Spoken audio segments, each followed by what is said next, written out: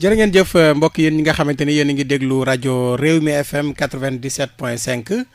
maa ngi leen di nuyu bu baax di leen di ziar yéen sunu mbokk auditeurs yi ak yéen sunu mbokk auditrices yi Abdou Khadre Seck moo nekk ci micro bi Mamadou Diaw Diallo moo nekk ci wàllu technique bi mbokk yi xam ngeen ne samedi bu jot bu 13h30 jotee jàpp 14h ñu ànd ak yéen ci seen émission Petit Métier. Petit Métier di émission boo xamante ni dañ si invité ñi nga xamante ni ñoo ngi ubbi ay entreprise commencé di si yëngatu wala ñi nga xamante ni tey ñoo ngi nekk ci seen yëfu bopp Petit Métier bàyyiwul ñenn ñi nga xam ne sax dañuy jaay café Touba dañu leen di invité maçon mécanicien bàyyiwuñu kenn tey nag mbokk yi dañu invité Khadim Samb mooy suñu invité moom nag muy yëngu ci li nga xamante ni moo jëm ci mbirum immobilier ak mbirum jaayum oto loolu moom mooy ak yeneen yoo xamante ni ma ngi ci danañ si waxtaan ak moom ba pare tamit jiite na benn fondation ci Thiès lu jëm ci wàllum solidarité loolu lépp danañu ko waxtaanee Khadim Samb Rewmi FM a ngi lay nuyu. waaw maa ngi lay fay mon frère di am mbégte ak kontaante bu baax a baax. ci dalal bi nga xam ne dalal ngeen ma ko. di nuyu auditeurs yi auditrices yëpp. di sant waa réew mi di sant waa Sénégal ak diaspora bi ak ñëpp ñi nga xam ne rek ñoo ngi ñuy suivre. d'accord Khadim ginnaaw bi ñu la nuyoo bu baax a baax jaajëfal la li nga xamante ni tey si la ñuy njëkkee moom mooy métier maanaam xam nga métier dafa nekk loo xamante ni lu am solo la. yow ban conseil nga si jox ndaw ñi ngir kenn ku nekk fas yéene am métier am benn xam-xam boo xam ne dina ci mën a sukkandiku ngir am ci teraangaam. waaw jërëjëf question boobu dinaa ci sawar a tontu ndaxte dafa am sax benn waxu olof boo xamante ni da nga koy faral di dégg ci réew mi ñu koy wax ñu naan la may la jën jàngal la nu ñuy te moom moo ko gën donc tey loolu li firndeel ne rek nit ki boo nekkee ndaw. dara warul la lu dul déjà nga jàng mais nag c'est dommage que léegi suñu réew ñun problème bi ñu am mooy da ngay nekk ci période bi xàmmewuñu période bi ñu war a jànge ak période bi ñu war a amee léegi nag ñun période bi ñu war a jànge da ngay gis ay tuut tànk yi ndaw ña ngay fexe nu ñu lijjantee xaalis ngir am ko te warul demee noonu soit que nga moo xam nga jàng métier wala nga jàng école boo tollee ci période jàng dañ la war a encadrer nga jàng am na ci ñoo xamante ni jàng nañu mécanicien ñii jàng nañu tailleur ñii jàng nañu leneen ak leneen donc jàng boobu ngay jàng aussi daf lay tarbiya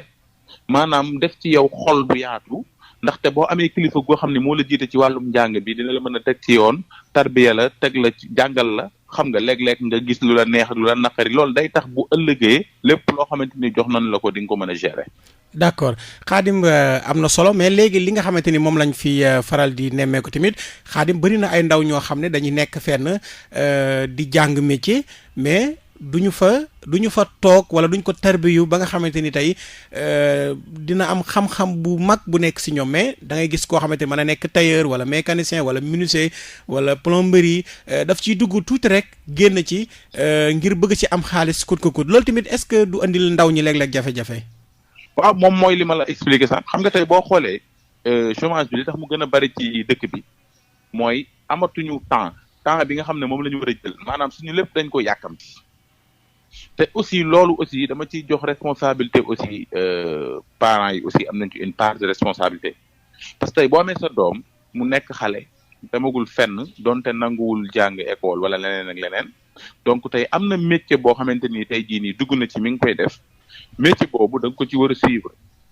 mais bu dee xale bi tamit dafa bëgg di jàng métier jël bëtam teg ko ci xaalis kooku pour mu jàng métier dëgg-dëgg du wér xoolal tey bu njëkk comme ni ma la ko expliqué sànq ay nit da daan liggéey mécanicien di nga liggéey maanaam lu tolloog 6 mois wala 7 mois sax maanaam sa patron sax du la jox mandat c'est parce que da nga ñëw li la indi déjà yow da nga ko war a xam xaalis indiwu la da nga ñëw pour am xam-xam boo xamante ni tey li tax sa patron dem ba mën a yor tey ab entreprise mën a taxaw tey nekk directeur ci kanam di ko gérer nekk gérer mécanicien yi wala mu gérer tailleur wala mu gérer keneen ak keneen yow foofu nga war a teg sa bët ndax li olof Njaay naan tey borom bitiku mbagg boo gis rek tey ji magasin bu mag lay yóotu donc tey ndaw ñi aussi li ñu war a gën a bàyyi xel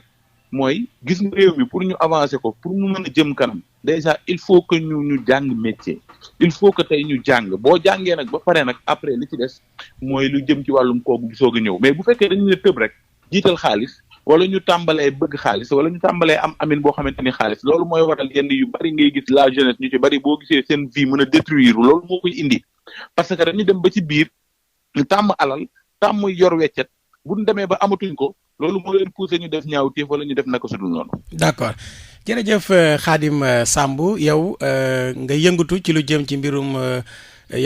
mbirum immobilier maanaam mbirum tabax ak yu si aju.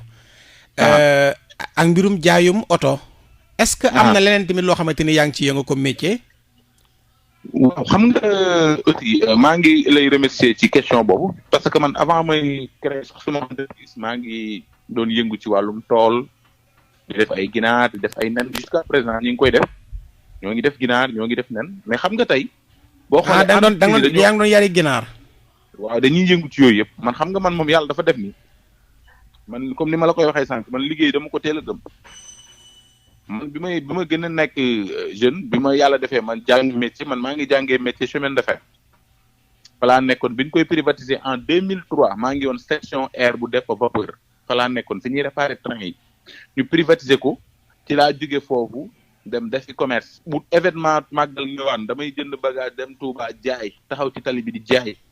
su may wàññeeku dama ci am koom gu bari macha allah di ci investir di góorgóorlu ba mujj gi suma grand frère bu ñuy wax Matar Samb aussi nekk Europe moom moo ñëw jënd tool investir man ak moom mu ni ma jël naa ko sa loxo ma ciy liggéey di ci liggéey ba jëmmi jamono aussi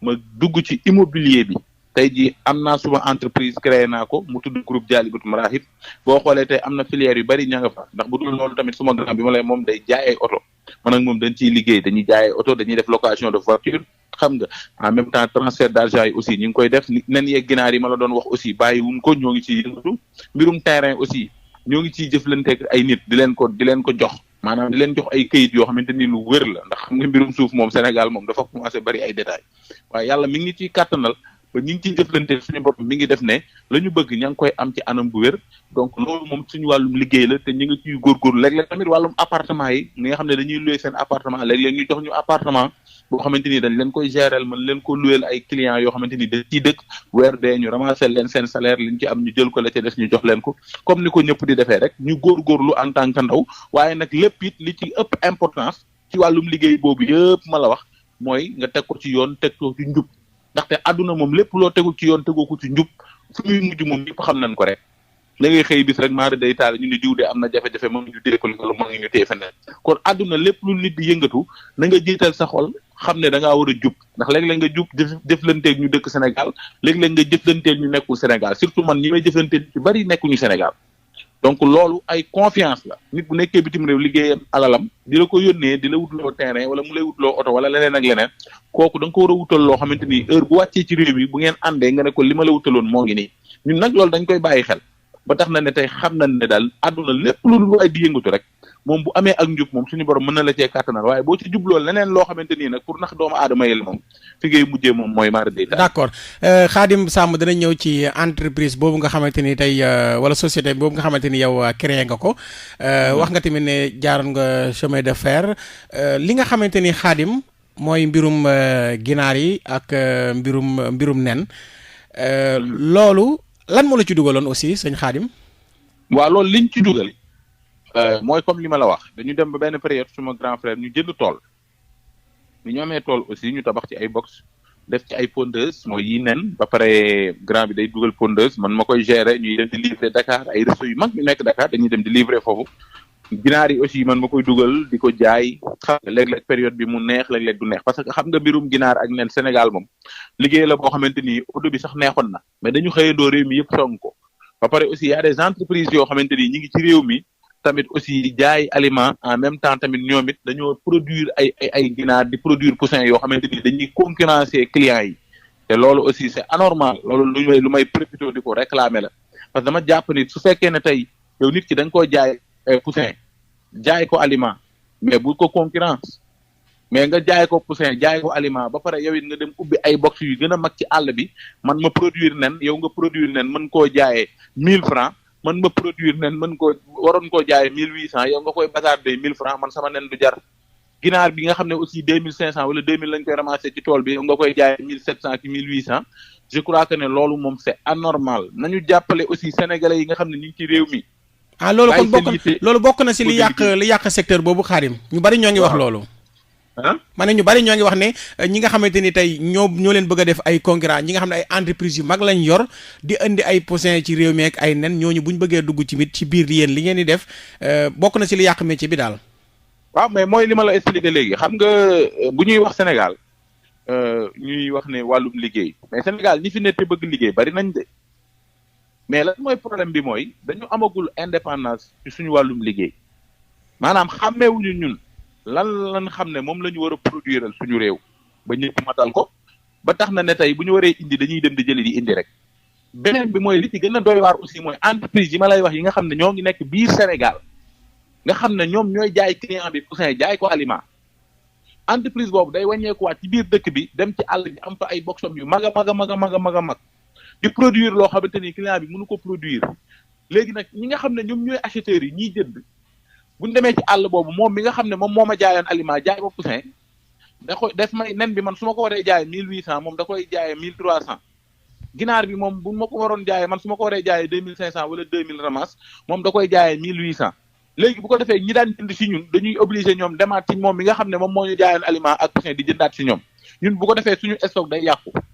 xam nga tey fii y a beaucoup de travailleurs yoo xam ne ñi ngi ci réew mi Sénégal ñi ngi may dégg ñi yëngu ci wàllum ginaar ak nen yu ci bari léeg-léeg ñu produire nen valeur xaalis bu weex tàll mais dañuy mujj lépp yàqu xam nga nen moo dafa xaw a doy waar boo ko dencee fu tàng bu defee benn une semaine sax wala 5 jours nen bi day yàqu. mais bari na ñu si am problème ak ay banque sax. waaw mais c'est parce que mooy li ma la expliqué beneen bi aussi mooy xeetu poussin yi nga xam ne tamit ñu ngi koy jëflanteeg tamit yenn clients yi tamit war nañ ko seet parce que tamit léeg-léeg nga gis nit def prêt jël benn bande bu 2500 dugal ko ci poussin xam nga xëy bis mu am lu ñuy wax marek wala dara ginaar gel wala ginaar yëpp dee am na suma benn xarit boo xamante ni noonu la demee FONGIP ñoom ñoo ko lebaloon xaalis loolu moo ko mujj arrivé fi mu nekk nii dafa fayaat lépp ba mu mat man ak moom ñoo dend tool fay na lépp daf ko mujj a fay pendant 4 ans te joxoon nañ ko 4 millions il est obligé muy fay ba mu leen woowee ne leen ginaar yaa ngi nii filmel na leen ko dee nañ nangam te ne seen yoon te loolu ñi joxe ginaar yooyu ñooñu tamit gis nga mooy ñooy li ma lay wax dafa xaw a doy waar. d'accord mooy réew mi buñ ci nekkee.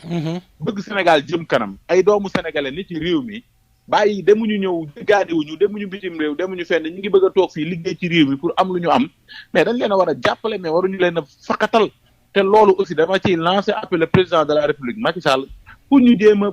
préserver aussi di jéem a protéger aussi sénégalais yi nga xam ne ñoo ngi nekk ci réew mi di daan seen doole ngir bëgg fexe lu ñu jëmalee seen kër kanam. d'accord léegi sëñ Khadim yow yaa ngi yëngatu ci li nga xamante ni moo jëm ci mbirum immobilier créé nga ca sa entreprise. mais am na ñu bari tamit ñu si nekk ñoo xamante ni ci informel la maanaam créé wuñ entreprise créé wuñ dara loolu tamit yow ban jàngat nga ci def. waaw jàngat bi ma ci am mooy xam nga liggéey yëpp moom ci àdduna moom. daf ci am ñoo xamante ni sax mën naa ne noonu lay doxee daf ci am ñoo xamante ni ñoom li ñuy liggéey ñoom duñ ko sécuriser mais man damaa melul noonu man yàlla def na ne damaa jàpp ni su fekkee ne dafa am ci lu may yëngatu rek xam nga tey confiance dafa am importance parce que tey yow soo ñëwoon ma war la jaay terrain ma jël la nga gis ma yoru këyit di dox aw ma fu ma la recevoir man mi la war a wan terrain bi yoruma fu ma la def pour yóbbu la pour wan la terrain bi yooyu xam nga c'est des choses yoo xamante ni client bi mën na ci ñàkk confiance pour sax bañ a jënd mais damaa jàpp ni nit ki fekkee ne da nga am looy liggéey te li ngay liggéey maîtriser nga ko lu jëm ci wàllum suuf nga xam ne dafa nekk domaine bu doy waar nga yor ci loo xamante ni da nga koy joxe nga war ko joxe tey jii nga war cee jëflanteeg ay nit aussi war nga am sa bureau boo xamante ni tey koy jëflanteel mën nga ko fa fekk mën na la fa fekk ngeen toog ngeen jëflante xam nga koy joxit dara it nga mën ko yóbbu ba ca bërëb ba nga la nga koy jox nga wan ko mën ko jox acte bi mën ko jox le plan mën ko jox sàngam ak sàngam c'est-à-dire dafa war a am ay filières yu leer mais nag Sénégal lan mooy problème bi mooy liggéey yëpp léegi ñëpp a koy defandoo fi mu ne nii boo xoolee ñiy jaay ay suuf ci dëkk bi du ñu jeex ku nekk da nga yor sa këyit rek di jaay léeg-léeg daf ñuy dal da ngay gis benn client boo xamante ni day ñëw ne la yow de yaa ngi may jaay suuf nangam mais kee moo la gën a yomb la kee yor na këyit boo xam ne nee la koy jaay ma ne ko mais kële du jaaykatu suuf xam nga tey ki yor benn terrain boo xamante ni tey jii nii moom dañ ko may moom terrain bi sax xamul fan la nekk mu xëy soxla na xaalis day woo benn client rek ne ko jox ma sànga ma jox la ko léegi client boobu day jàpp ne moom terrain bi loolu lay jar te fekk ne jarul loolu ñun ñu yor suñu entreprise nag di fay ci état di contribuer ci keesu réew bi di dagg suñuy quittance suñu yëpp ñun yor suñu bureau organiser suñu liggéey jël ay sénégalais ñu nekk ci bureau bi di liggéey ñun bu nit ñëwee jëflante ak ñun ci suñu bureau dañ koy jox li nga xam ne mooy li jaar yoon comme li may faral di wax ne Sénégal dafa bari ay jaaykatu këyit mais bariwul jaaykatu suuf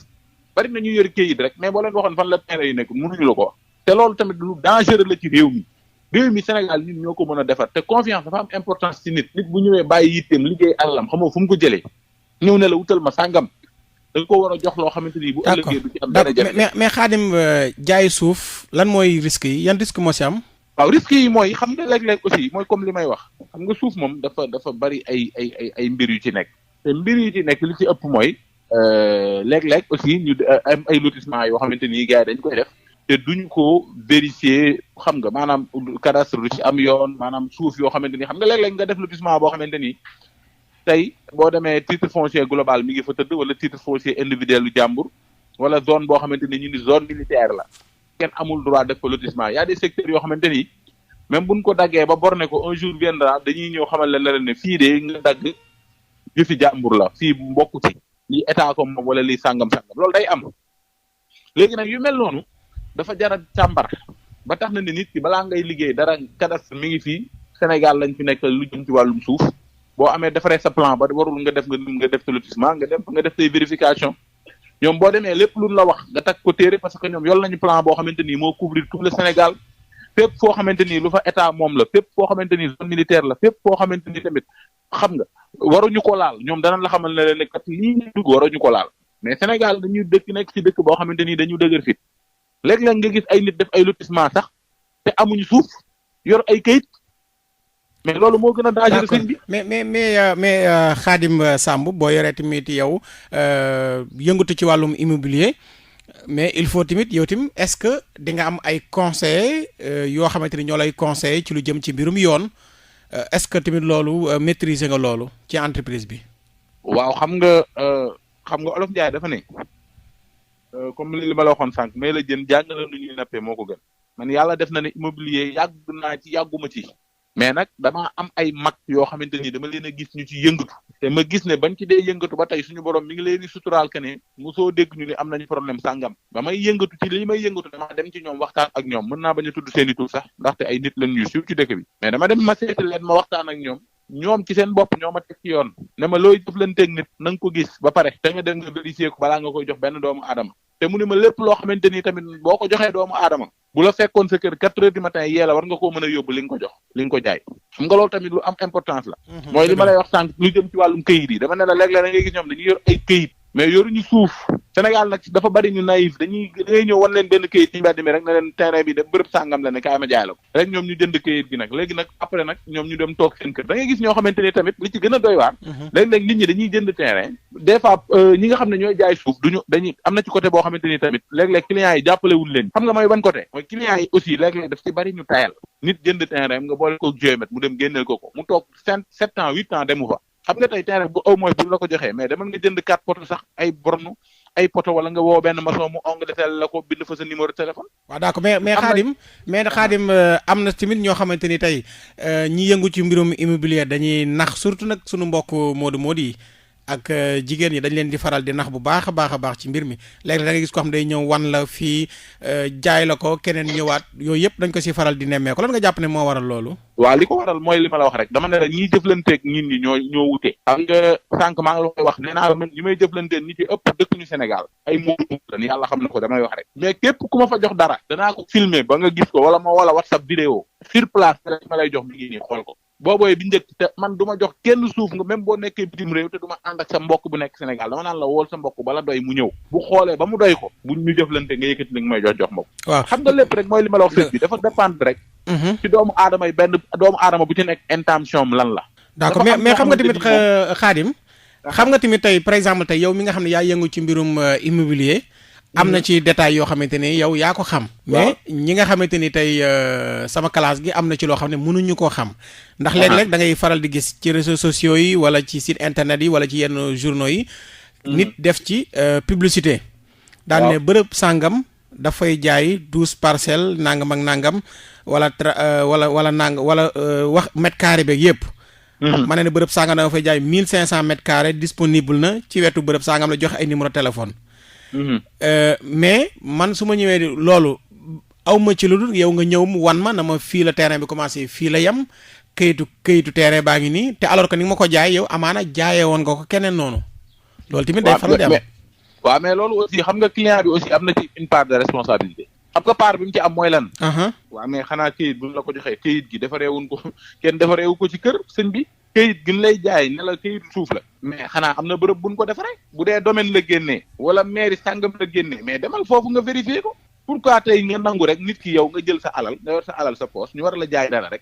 benn nit day ñëw rek jaay la affaire bi nii rek bëlëfale la nga dem loolu dafa yomb aussi xam nga sénégalais yi tamit mooy li ma lay wax il faut que tamit ñu farlu tamit ci li ñuy def bu fekkee ne tamit dañoo jël suñu alal bëgg koo def ci dara jooju daf ñoo war a jaral bu fekkee ne dañuy jënd suuf da ngay dem nga def une vérification bu leer boo demee foofu ñu jël këy suuf si kat enregistré ko ci turu keneen balaa ngaa génne sa xaalis nga ne ko diw kat lii nga ma bëgg a jaay am na keneen ku ko jënd enregistré nañ ko ci turam mi ngi nii mais boo boobaa sa xaalis du génn mais bu fekkee ne da ngay ñëw rek hasardeusement ñu wan la benn terrain rek ne la terrain baa ngi nii kayit yaa ngi nii sàngam ak saa xam nga réew mi lu nee ngi fi ñi ñaa ngi escané ay kayit lu nekk nga ci dëkk bi mais bu fekkee ne tamit doo doxal sa xel tamit soo bëggee ñu nax la dañ lay nax mais bu dee da nga teey aussi même bu dee nekkoo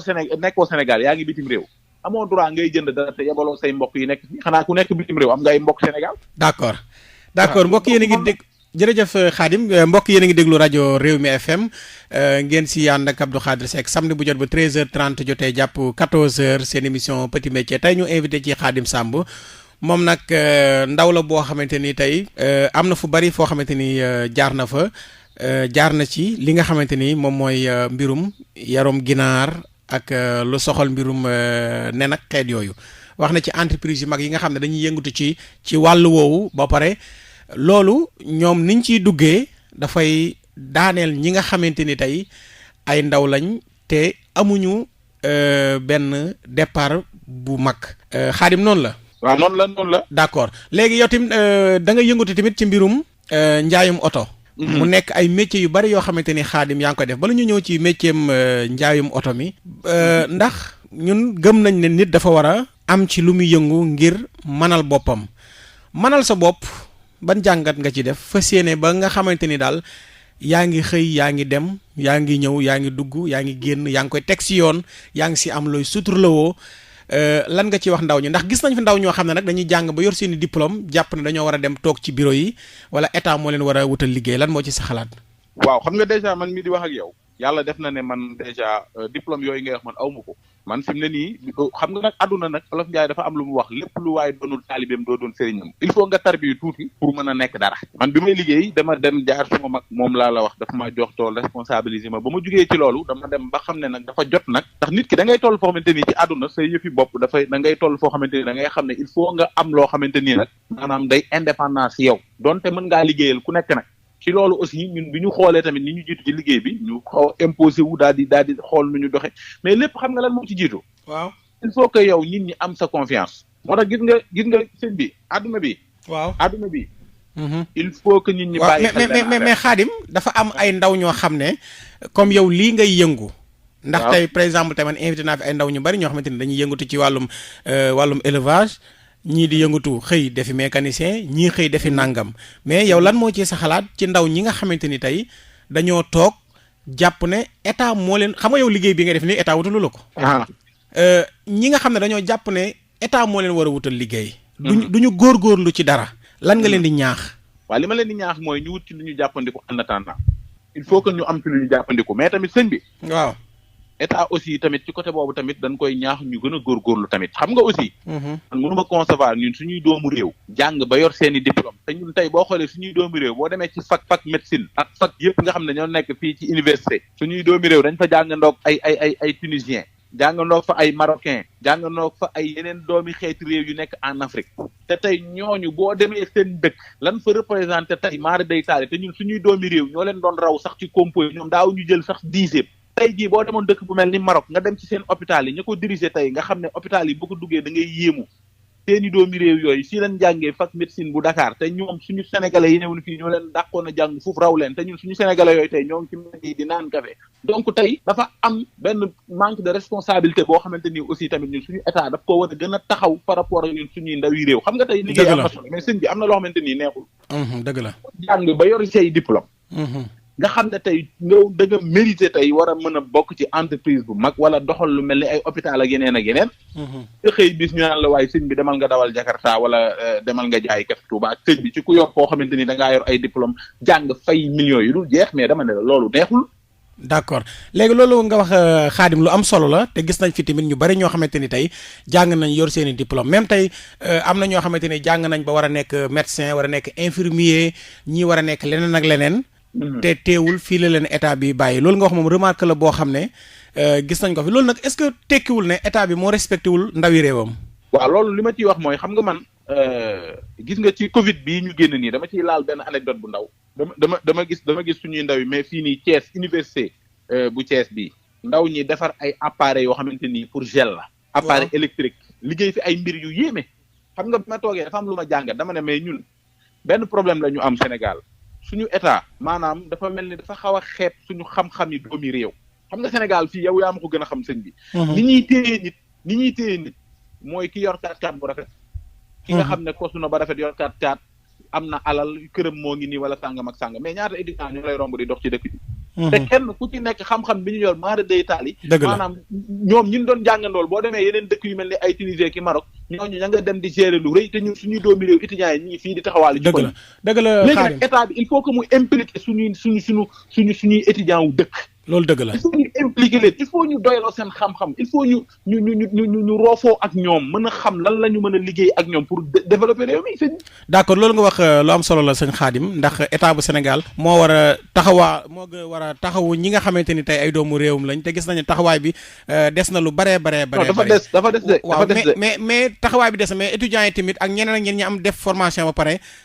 buñ bàyyeeku nañ li yëngatu ci dara en attendant léegi sëñ Khadim wàllum njaayum oto mi yan jafe-jafe moo ci am bala ñuy jeexal ndax waxtu bi léegi tey mu dam ñu. waaw wàllum jaay oto nag xam nga man oto moom mooy comme li ma la expliqué aussi maa ngi ciy remercier aussi suma grand frère Matar Samb depuis Dakar man aussi ma nekk fii Thiès moom aussi bépp oto bu ma mës a yor di ci yëngatu rek moom moo ko teg suma loxo parce que suma mag la te daf ma doyloo ci liggéey bi donc risque yi ci am aussi bari na mooy léeg-léeg tamit nga gis oto yoo xamante ni tey xam nga tey nga biti gën a garaaw mooy du sax oto bi nga jëlee bitim réew indi ko parce que moom ñun ëpp ay venant la ñuy jëlee di ko jaay fii mais li ci gën a doy waar ci inconvénients yi mooy mën nga am oto boo xamante ni da nga ko jënd fii ci réew mi fekk na ne këyit yi baaxul yooyu yëpp ay inconvénients yu mën a am la parce que am na fi ay oto yoo xamante ni âgé nan gars yi ñëw dem leen defaraatal ay këyit di leen jéem a kii ak yooyu bu yow boo sàgganee ñu jaay la oto bu mel noonu mën nga daw ba un jour viendra douane ne la kirtip nangu sa oto donc yooyu ay risques yu nekk ci réew mi la donc nit ki aussi mooy la ma la waxoon sànq rek muy ñëwaat doomu aadama yi lépp lu ñuy jënd rek war nañ koo mën a saytu xool ko ba mu leer a leer bu ko defee ñu mën a xool bu baax a baax ñu koy jëflanteeg nit ñi. jërëjëf Khadim Samb ñoo ngi lay sant bu baax a baax di la gërëm lan ngay tàggoog mbokk yi. waaw bon dañuy santaat bu baax di gërëm di wax ne nag xam naa ne ci solidarité bi bëggoon naa ñu laal ci. mais incha allah dinañ si ñëw dinaa la ci invité waat xam naa ne dinañ si ñëwaat. danañ si def émission spéciale. waaw boobu bëgg naa ñu laal ci parce que xam nga ñun social day suñu lépp. lu ñu xam dañ koy bokk ak néew di doole yi mais tey santaat nañ bu baax a baax ci émission bi. di wax ne nag ne damay lancer appel encore une fois rek le président de la république Macky Sall pour ñu gën a jàppale suñuy ndaw yi réew nañu impliquer suñu jeunesse su dëkk nañu impliquer les étudiants. li tax ma bëgg ñu impliquer leen mooy tey dama bëgg ñu bàyyi xel tey Chine fii mu agsi tey ay màgget defaruñ ko ay ndaw yi seen ndaw yi dëkk ñoom la seen i njiiti réew gëm ànd ak ñoom dugg ci dëkk ba liggéey dëkk bi ba dëkk bi agsi foofu te xam-xam booba ndaw yi Chine ya yor man ñeewuma leen ci wallaahi azim doomi Sénégal yi ne fii étudiants yi ne fii li ma gis ni ñu yor ci xam-xam bu leen impliqué Sénégal fu ñu bëgg mu àgg fa dana fa àgg incha allah. jërë ngeen jëf mbokk yi li mu nekkoon seen émission Petit Métier ngeen di sànd ak Abdou Khadre Seck samedi bu jot bu 13h30 jotee jàpp 14h jërë ngeen jëf Mamadou Diaw Diall moo nekkoon ci wàllu xarala gi